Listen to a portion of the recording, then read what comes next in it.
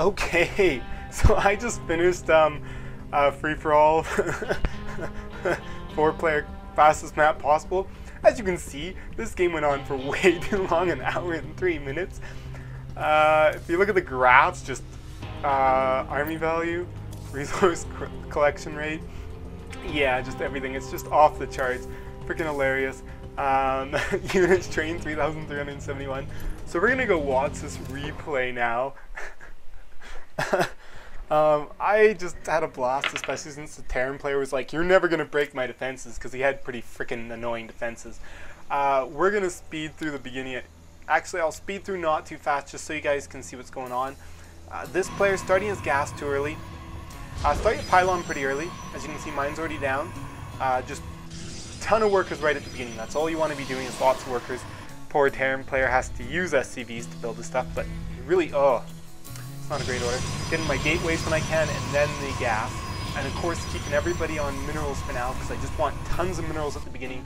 You can get gas so fast. Don't put gas on this early. It's a waste of time. This is another thing you want to do, is you want to put your assimilator and your second nexus so that it's instant travel time there. I'm doing the same thing here. It takes me a while to figure out how to get perfectly. Getting down forges right away. In case people go DP rush, I'm going to stick cannons around my mineral, because usually they'll just come to your mineral line and they won't attack anything else with DPs. So as you can see, this player only one net, really should be doing more. Terran player really should have gotten an extra command center, and it's not really worth, oh there he is, but he should have gotten more than that. It's not really worth getting the orbital command, but at the same time, later in the game you can get it, but early in the game do not get it. Wait a lot later in the game. As you can see, this player really slipping on the macro, but as you can see, look at these probes. He gets the right corner, if he put them right here, he would get instant travel time, what he's getting there. So if he took these ones, but he's already walled in that mineral line, so we can't. As you can see, player going super gateway heavy, basically what I'm doing, but I'm also getting some tech. Of course, get your early upgrades. As you notice, I'm the only one who's really this progressive on my upgrades, getting things early.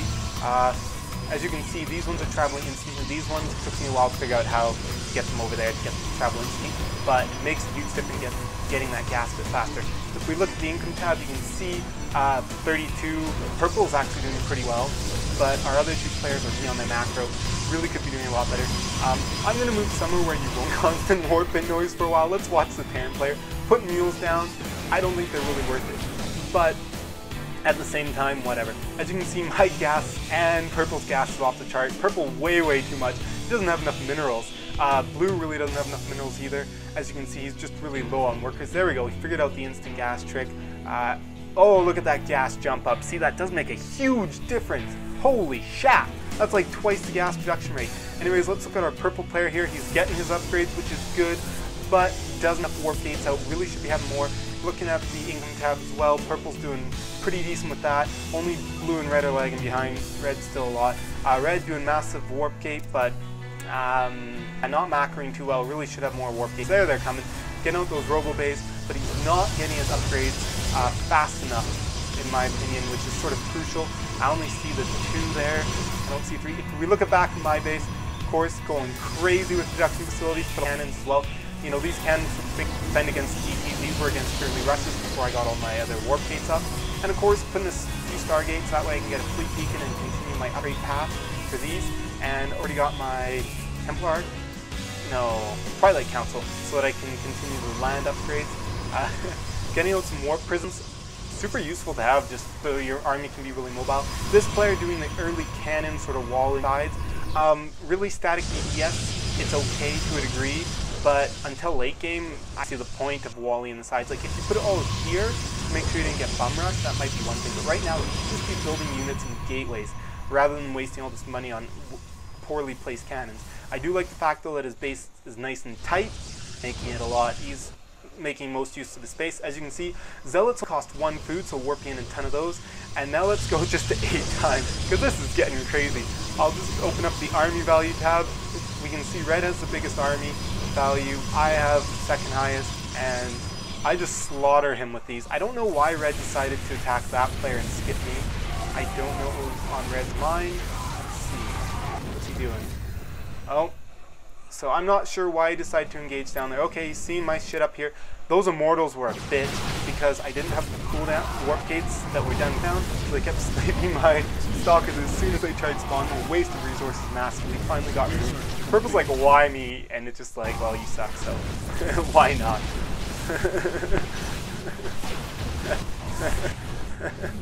So anyways, he's getting owned by red. Let's go back to everybody view. As you can see, macroing up the big army again. Just going Stalker. Oh, let's slow this down so I can show you a bit what's going on. But I'm going Stalker Zealot. Of course, getting all my upgrades done.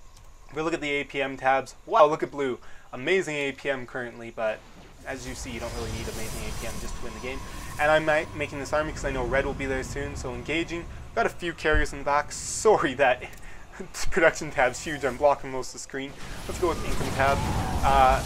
As you can see, these carriers doing some nice damage. We're getting a lot of kills off each of those. And of course, setting to auto cast, very important. And there we go. Just gonna camp on the middle now. And I'm gonna go kill red suit. Now my plan here was I need a ton more warp gates. And I was just like, oh, this is an empty spot. So I was just gonna build a bunch of warp gates here, but blue does scout it and kill it off. Sucks. As we can see, he's going to the battle cruiser Thor with some marines mixed in. Very, very potent mix. Sadly, he does catch this with my pants down, lose a ton of minerals, but not a big deal. If we look at the production tab, 75 workers for myself, sitting at a ton, and of course, owning red here. Just came in, he did not have enough forces to deal with this. He did not have enough warp gates to warp in reinforcements, and he's not using his warp gates because he could warp in 7 right now. But he's already dead, so it doesn't matter. My zealots, my charge lots getting in on that mineral line. Oh man, one of those zealots has so many kills. Which one is it? And then I took them away because I was like, oh shit, Teal had a huge army, he's probably going to attack me next. And red's so much dead that he can't do anything. But I leave 3 Colossi down here to make sure this mineral line can't be saturated, no probes can be put on there. Of course, big battle here. Yamato cannons going off everywhere. But I managed this one, especially with all these reinforcements needed. I don't have many anti-air right now, which is actually a big mistake. A lot of zealots and Colossi with some stalkers. Of course, just going to finish that off. And what I do here is send a couple DTs down to each corner in case someone is rebuilding to make sure that they can't get anything. So, you know, just keeping that scout out, making sure no one steals another base. Okay, now if we look here, not enough production facilities. Should have had more starports. Should have had more factories. Should have had at least double the number of each. But he still managed to re-macro his army quite impressively. I'm really annoyed. Here, all I have left is Colossi and charge lots. Oops, big mistake. And see, these are where the warp prisms are pretty cool. I could have made forward pylons, but it's just fun to use the warp prisms instead. We'll probably get sniped, because they do get sniped easier. And now, here we go. I'm going to build all of those gateways I was talking about. Oops, I can't use W to bring up warp gates. Oh well. I have like pages and pages of warp gates. Like, right here you can see that's already 2 full pages of warp gates just here. See, 2 full ones, pretty much. And I've got every tech, and I'm researching everything, getting all my upgrades. And of course, what my plan here is just to keep swarming him with mass spamming him with gateway units. And then just the fact that his units will take longer to reproduce than mine, I should be able to get the advantage. But, oh my god, he just got such a Thor army, and that's terrible. My DTs are useless right now because, and then the missile turrets make them more useless. Bring in slots because they're cheap and don't use up much supply. So I take out his whole ground up, but I've still got to deal with the air and just waiting to get a better, healthier number of stalkers for 300 supply. As you can see, all these warp gates here. He's saying his defense is invincible. So I have 3.5 to 4 pages of warp gates now, so I can warp in a crap ton of units. He comes out here, which is good, makes him weaker because his planetary fortresses can't rape me in the butt. Still not enough though. Bringing in a bunch of slots because I see those Thors, but these beasties, I gotta start microing them down, which I wasn't. One of my warp prisms goes down, not a huge deal though. But those Thors just tear through me, and I say screw this, and what am I gonna do next? I have no clue. But anyways, if you look at the production tab, getting a bit smaller, he's still a little behind on his upgrades, finally got them. I'm surprised though how fast he can re-macro up. Like that really, you know, like crap, I would have thought you would have needed more, because battle cruisers take forever. They take 90, and Thors take 60. 60 isn't super bad. Okay, I wanted to use Hallucinate. I didn't realize I didn't have Hallucinate research, so I just had to use Guardian Shields. Of course, warping in a good unit. Resources are never an issue. When you're sitting at like this for, you know, 7,000 a minute, and of course, doing sentries just use a lot of gas. They're freaking piss poor weak, but I really don't care. I just need to get rid of the gas. Warped in Zealots, I'm going to go straight for his base, skip those back because I just destroyed the majority of them. He is scanning, which is smart because I have been keeping some DTs in there. Here I'm not focusing anything nuts. I really should have been focusing with missile turrets or something. They just sort of attack random things and die. So there we go. Now I'm going to bring out, as you can see, just able to warp in a ton of units at a time. I'll just put the production tab open. Of course, some of these monsters are screwed up. Permanently frozen. Okay, now here, I'm going to transition into Stargates. The only good way to transition into Stargates is to build 40 of them. So anyways, I got my little stall there. Really though, it would have been useful if I'd had started building some higher tech units instead of just wasting. As you can see, units lost, resource-wise, 205,000 to his 115,000. So anyways, production tab, you can see getting out some carriers here and telling them to auto-cast or auto-rebuild. Don't know why those Vikings landed back there, but I don't know why he's building Vikings. I guess he's afraid I might get Colossi at one time and then he'd be screwed. Of course, building a ton of stalkers, hoping to catch that army out of position before reinforcements show up. Sort of do, but again, those Thors are just so goddamn strong. Maybe battle cruisers too, I don't know. I think it's definitely the Thors.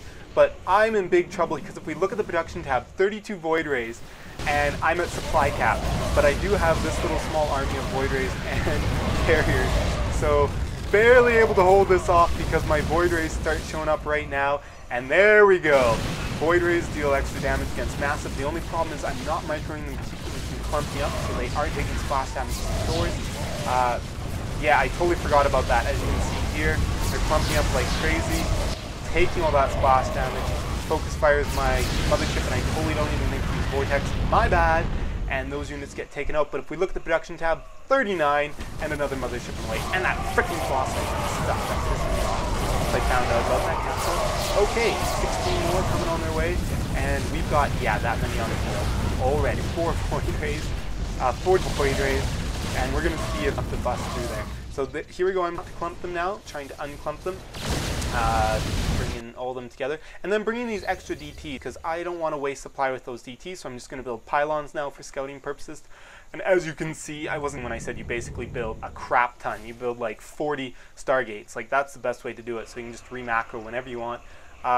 These so still were a little bit clumped up, but they do manage to win. But then there's all the Marines to deal with. So taking out some missile turrets, run them away, and then say, why don't I just kill them and reproduce? Now transitioning into mass carrier from my mass Void Rays. As you can see, he's just doing the same build. Pretty good build though. It's been really good. And I'm just like, I don't care what you say about your base being impenetrable, I am going to kill you. And notice, units lost, it's sort of been the same gap. It's been 115 or 110,000 gap in resources, so, you know, really no the upper hand right now, but I'm going to make a sneaky attack from the side that he doesn't expect. Oh yeah, he was saying he had all the air defense, and I was like, I don't care, I'll just destroy it.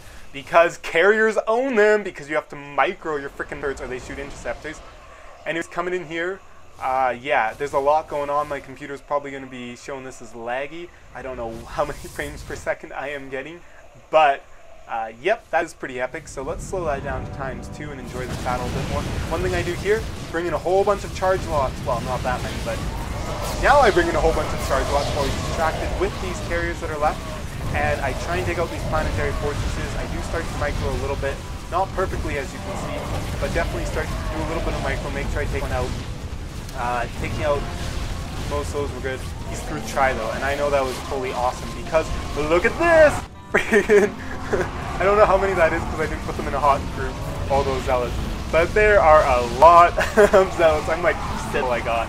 And of course, my Void Rays and carriers are finishing, and then it's lost half. Those carriers, that carrier rush with Void Rays didn't really pay for itself, but it really doesn't matter because if we look at my income, again, I don't really need much gas, so I could use them off gas, so I could use some more supply, because that's the one thing he's really got going for him is he can actually have a larger, because he doesn't have as many workers, he doesn't have as much supply tied up in workers.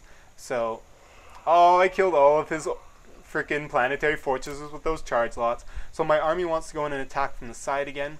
Sort of flubbed that so I don't attack from the side, but I go in a little early and sort of get them shot at too. This production's coming along super well. If we look at the army tab, we can see right now I am ahead in resource value, but he's catching up. Oh, he is maxed out now though, but he's definitely catching up as those are getting built.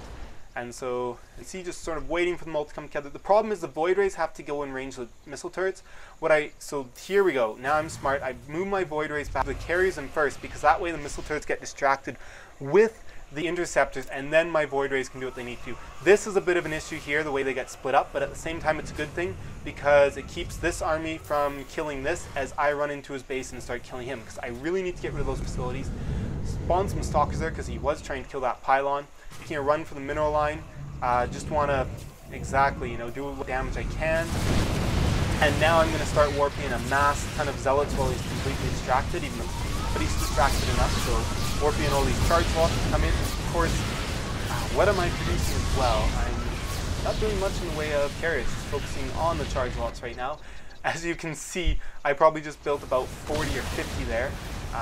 And there we go, I'm finally going to win. Those carriers that came in the back of the face of the Void Ray were enough to kill him. Couldn't get his stores in position, and those BCs were just not strong enough to deal with that. And of course now, just making it like a multi-pronged attack. And yeah, and then this part's sort of fun.